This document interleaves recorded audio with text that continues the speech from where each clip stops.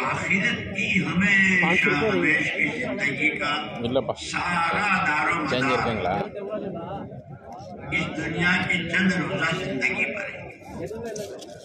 آخرت بنے یا بگڑے، اسی لیے کتاب احمد صاحب ہے، اور یہ جو ہماری فضائل اعمال اور فضائل صدقہ کتابیں ہیں تو بہت اہم ہے، اس کو معمولی نہ سمجھنا بھی ہے، کرنا بھی ہے۔ تو اس میں کسی کے لیے تو سکرات اتنی آسانی ہوگی، اتنی آسان ہوگی جتنا بھولے ہوئے آٹے میں بال کھینچ لو، کوئی شور نہیں ہوتا، کوئی آواز نہیں ہوتا۔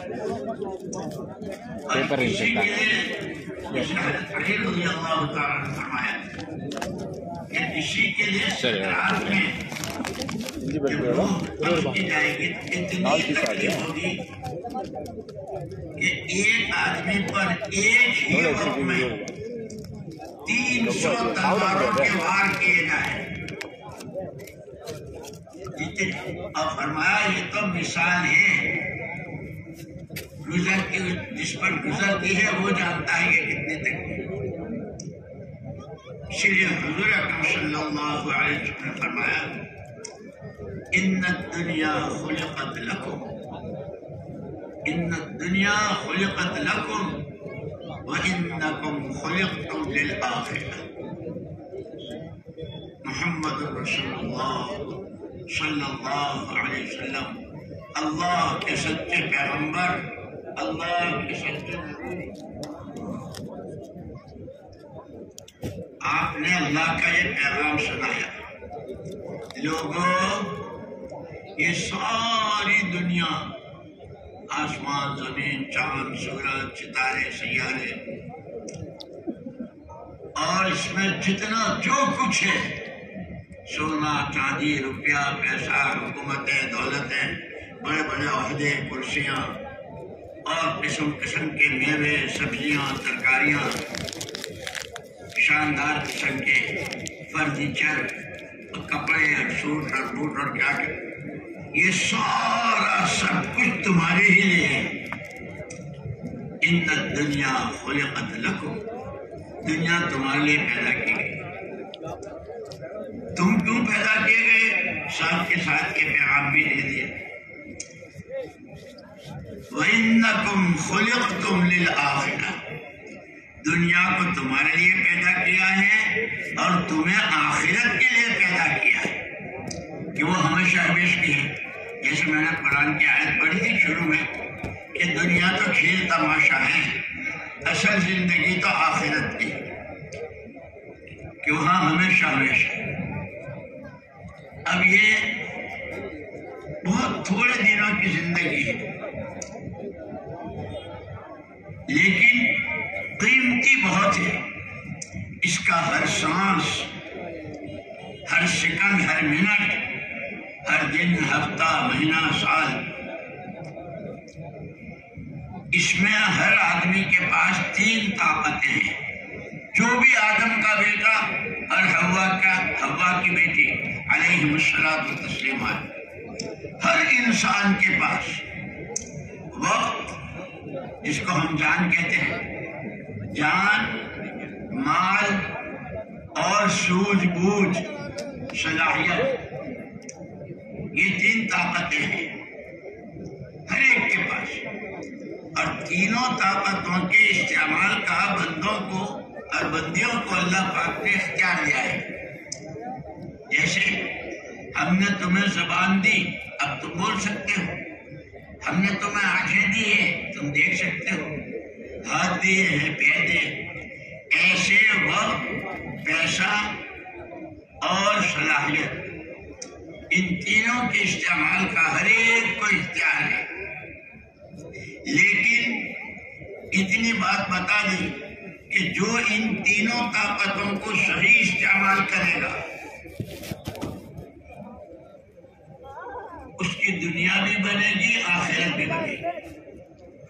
جو ان تینوں طاقتوں کو اپنی ہوس اور اپنی خواہشات پر دنیا بھی بگڑے گی، آخرت بھی بگڑے گی۔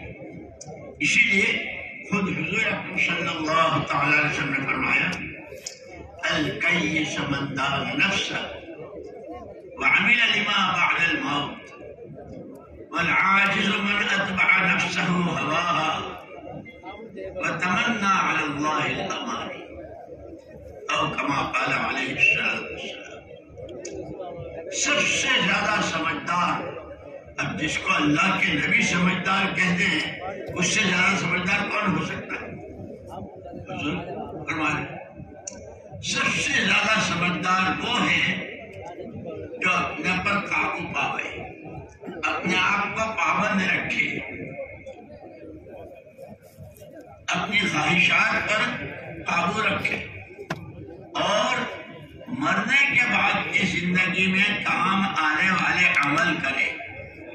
اس کو حضور نے فرمایا سب سے زیادہ سمجھدار ہے۔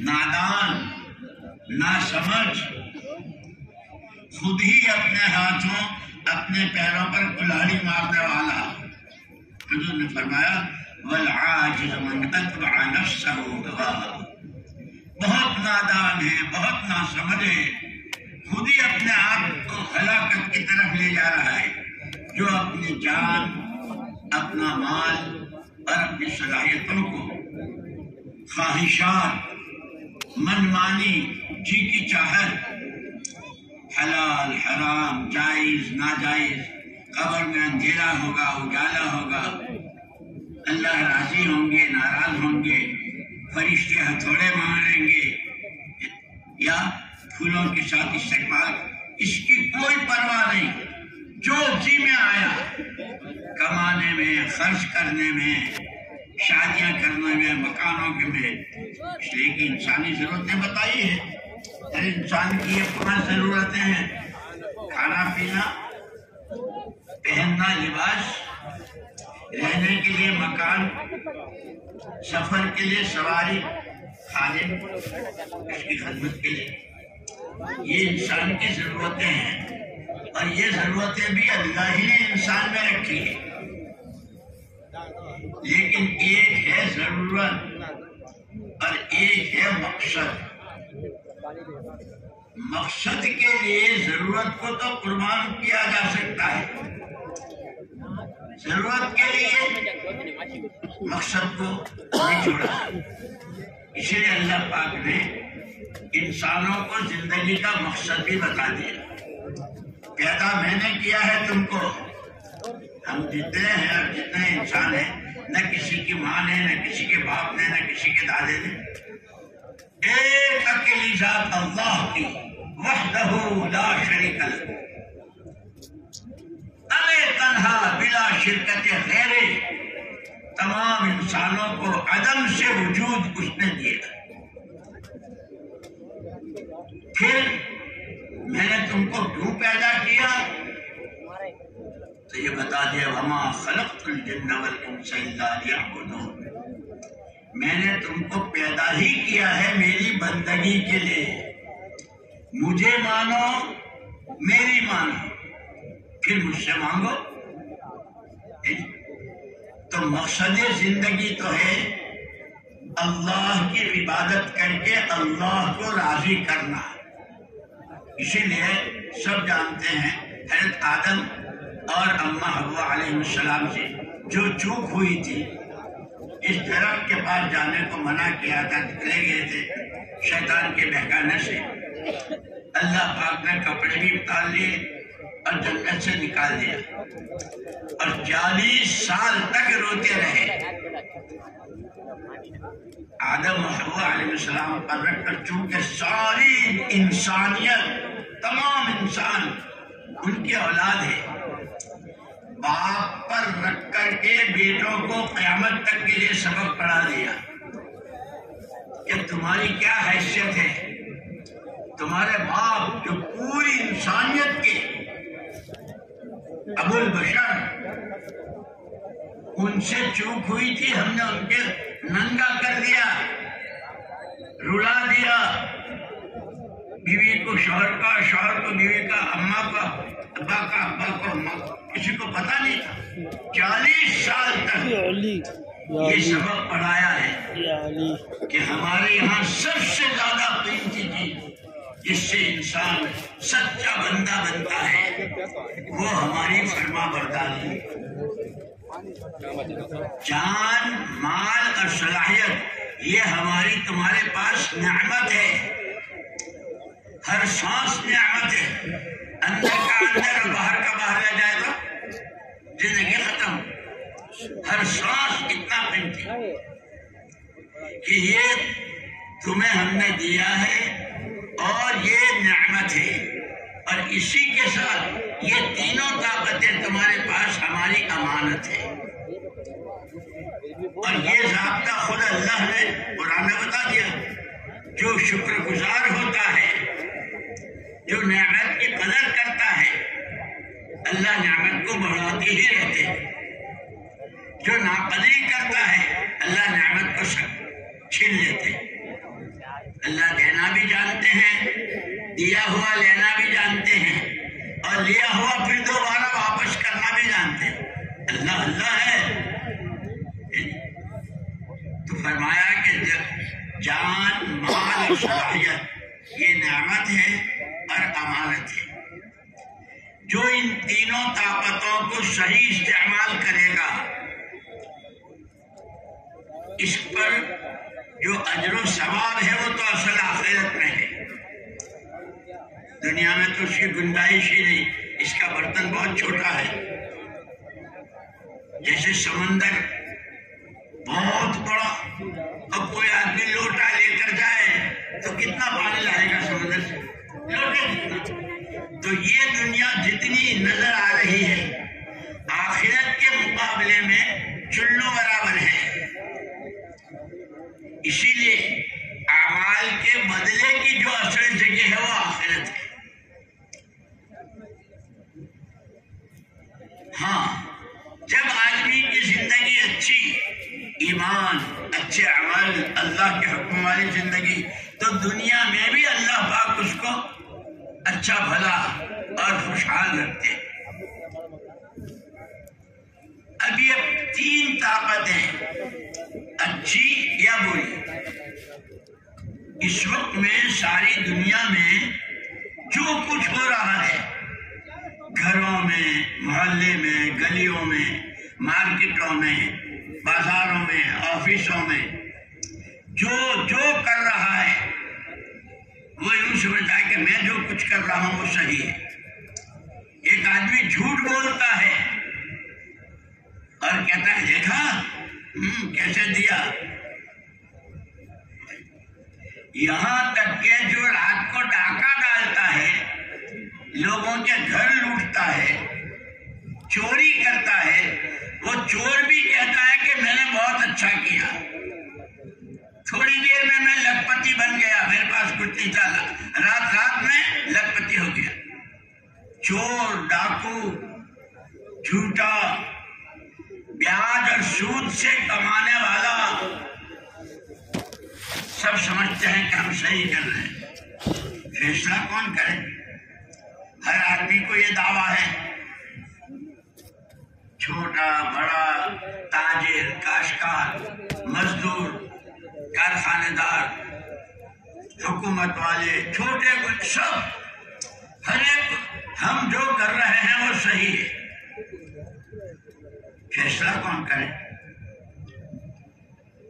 لیکن آپ جانتے ہو کہ جب ہر ایک کو یہ دعویٰ ہے کہ میں جو کر رہا ہوں وہ صحیح ہے تو گھر میں لڑائی کائی کی ہوتی ہے. بیوی کہتی ہے کہ جو میں کہہ رہی ہوں وہ صحیح ہے، شوہر کہتا ہے کہ نہیں تو گھر میں بیٹھنے والی، میں دنیا میں پھرنے والا. یہاں سے شروع ہوتی ہے. ساری دنیا کی جتنی لڑائی ہے وہ اسی کی ہے. ہر ایک کیوں کہہ رہا کہ میں جو کر رہا ہوں، میں جو سوچ رہا ہوں وہ صحیح ہے. اللہ جل جلالہ عما نوالہ، ارحم الراحمین، اکرم الکرمین، خالق کل شیء، رب کل شیء، اس نے اس فیصلے کو انسانوں پر نہیں چھوڑا کہ تم جس کو اچھا کہو وہ اچھا اور تم جس کو برا کہو برا. خبردار، پیدا میں نے کیا ہے، خالق اور مالک میں ہوں، اس کا فیصلہ میں کروں گا. لیکن میری تمہاری ملاقات تو وہاں ہوگی. دنیا میں تمہارا وقت، پیسہ، صلاحیت ہے کہ اس کے لیے ہم نے محمد الرسول اللہ صلی اللہ علیہ وسلم کو نمونہ بنا کر بھیجا ہے.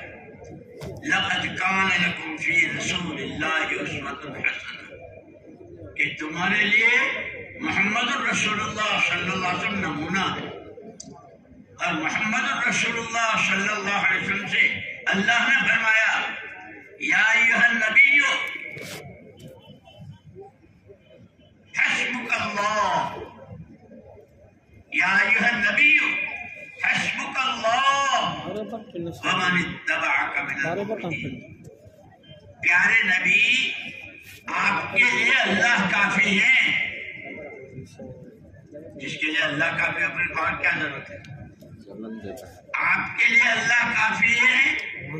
اور جو بھی آپ کا اتباع کرے گا، جو آپ کی چال چلے گا، جو آپ کے کہے پر عمل کرے گا، جس سے آپ نے منع کیا اس سے وہ رکے گا، تو اللہ اس کے لیے بھی کافی ہے. اس لیے سب سے بڑی چیز جو ہے وہ اتباع ہے.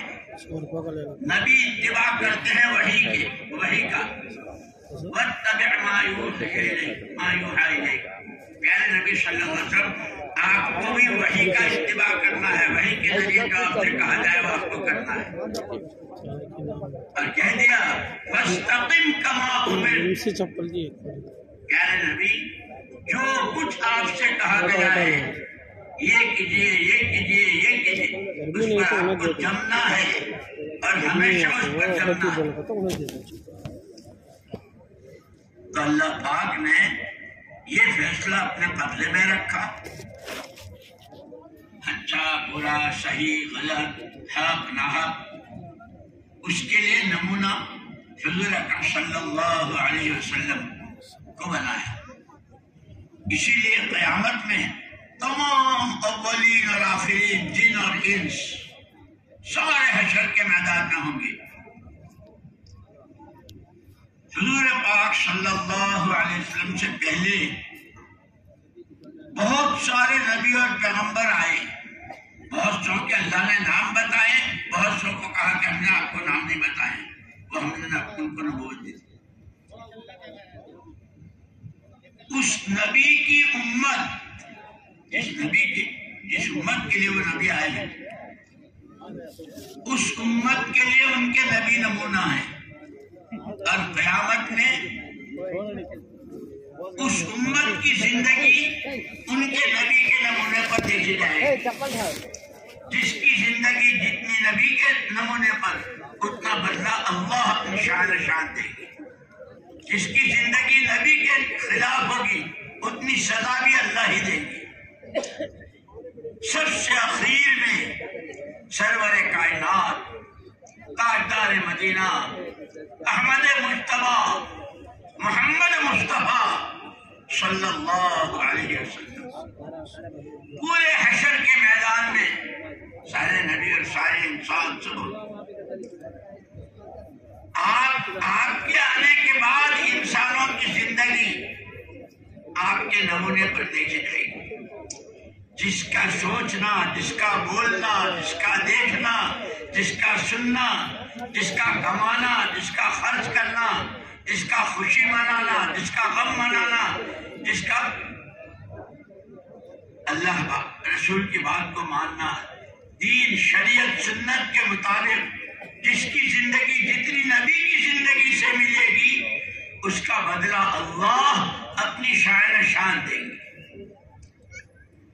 ہر ایک کو جس کی زندگی جتنی نبی کے خلاف ہوگی، جیسے خود قرآن نے کہا ہے فَلْيَحْذَرِ الَّذِينَ يُخَالِفُونَ عَنْ أَمْرِهِ أَن تُصِيبَهُمْ فِتْنَةٌ أَوْ يُصِيبَهُمْ عَذَابٌ أَلِيمٌ. قرآن جس آدمی کی وہ لکھپتی کروڑ پتی ہو، وہ چاہے بہت معمولی سا ہو اور کھیتی کرتا ہو، مزدوری کرتا ہو، بہت بڑی حیثیت رکھ دنیا میں، وہاں تو یہ دیکھا جائے گا جس کی زندگی میں حضور پاک صلی اللہ علیہ وسلم کی شریعت اور سنت کی خلاف ورزی ہوگی، اللہ کے نبی بتا رہے ہیں کچھ اور یہ کر رہا ہے کچھ اس کے خلاف، تو قرآن فیصلہ سنا رہا ہے جو بھی محمد صلی اللہ علیہ وسلم کی مخالفت کرے گا، کھانے پینے پہننے اڑنے کمانے خرچ کرنے عقیدہ عبادت اخلاق معاملات رہن سہن زندگی کے تمام شعبوں میں ان تصیبہم فتنہ، قرآن کا فیصلہ، جو محمد صلی اللہ علیہ وسلم کی مخالفت کرے گا وہ کسی نہ کسی فتنے میں پڑ جائے گا،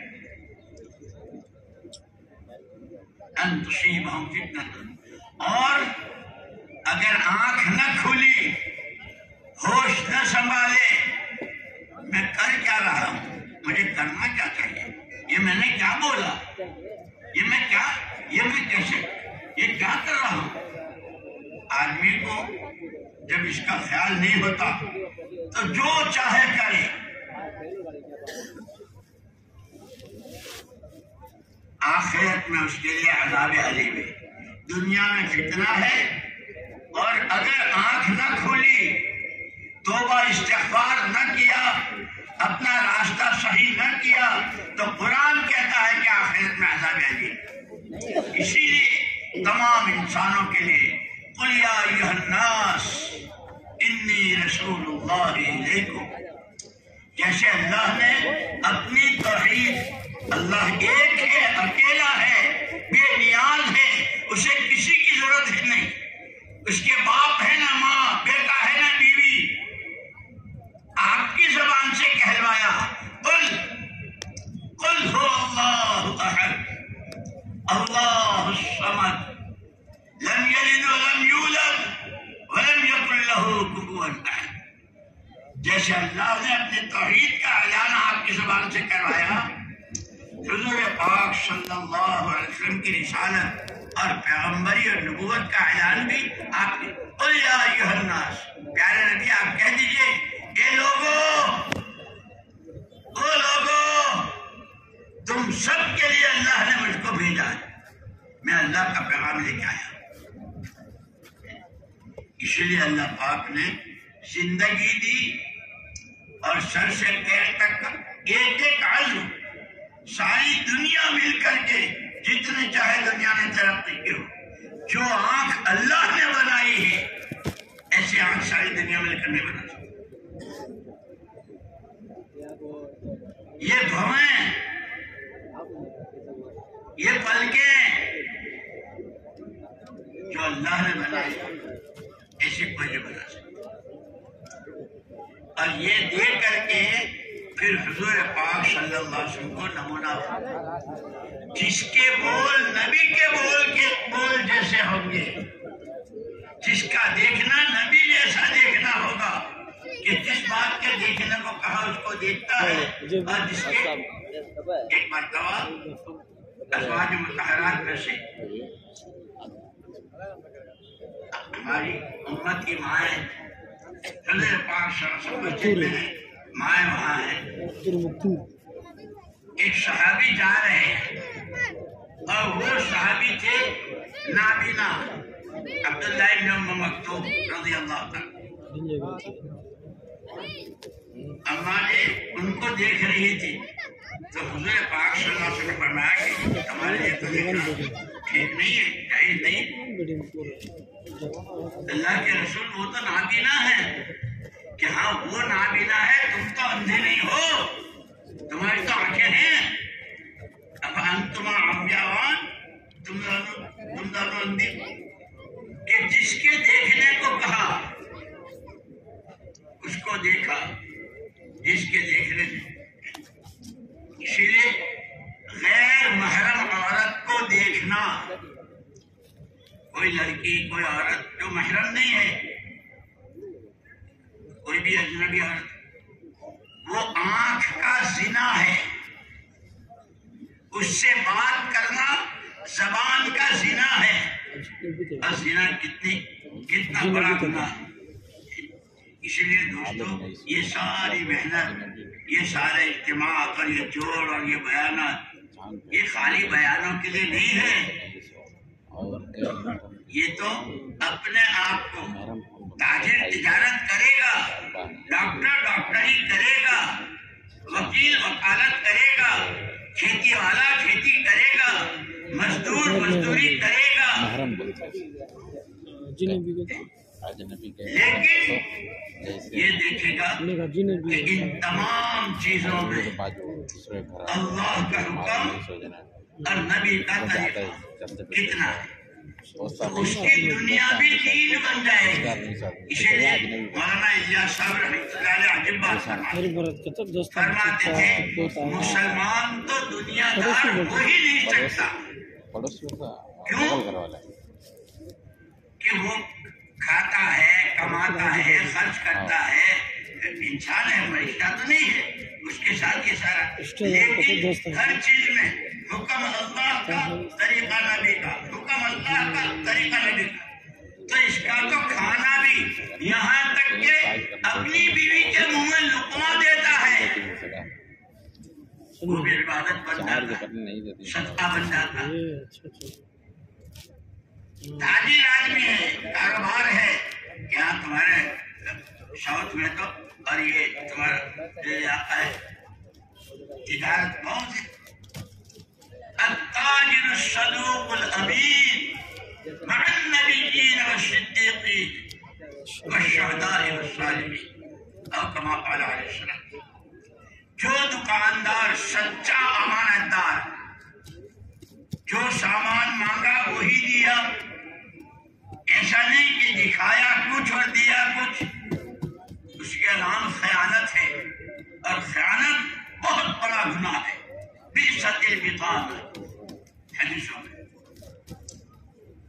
تو یہ تاجر صبح سے شام تک 60-70 سال کھاتا ہے، کماتا ہے، لیتا ہے، دیتا ہے، لیتا ہے، دیتا ہے، لیکن سچائی کے ساتھ اور امانتداری کے ساتھ، نماز کے وقت میں نماز، روزے کے وقت میں روزہ، گاہک آئے تو اس کے ساتھ اس کا معاملہ اچھا ہوا، تو یہ قیامت میں نبی، صدیق، شہید اور نیکوکار لوگوں کے ساتھ اٹھے، دنیا بھی بنی، آخرت بھی بنی۔ اور یہی تاجر، یہی دکاندار، التجار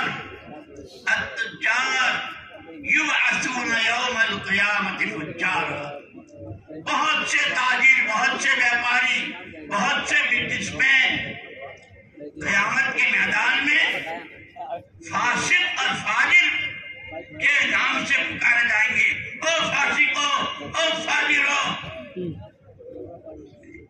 کیوں؟ اس لیے کہ اصل دین ہے، اور دین وہ ہے جو محمد الرسول اللہ صلی اللہ علیہ وسلم نے دیا۔ اسی لیے کہتے ہیں دین وہ نہیں جو میں کہہ دوں یا کوئی زید عمر بکر کہہ دے، حضور پاک صلی اللہ علیہ وسلم سے جو بات ملے گی وہ دین ہے، وہ شریعت ہے، وہ سنت ہے، پھر اس کے درجے بتلائے ہیں، جیسے سب سے پہلے اس دین میں سب سے پہلی چیز ایمان، بغیر ایمان کے تو کچھ ہے ہی نہیں، بغیر ایمان کے روزہ نہیں، نماز نہیں، زکات نہیں، حج نہیں، بغیر ایمان کے تو آخرت بھی نہیں، سب سے پہلی چیز ایمان۔ تمام نبی، تمام پیغمبر علیہ السلام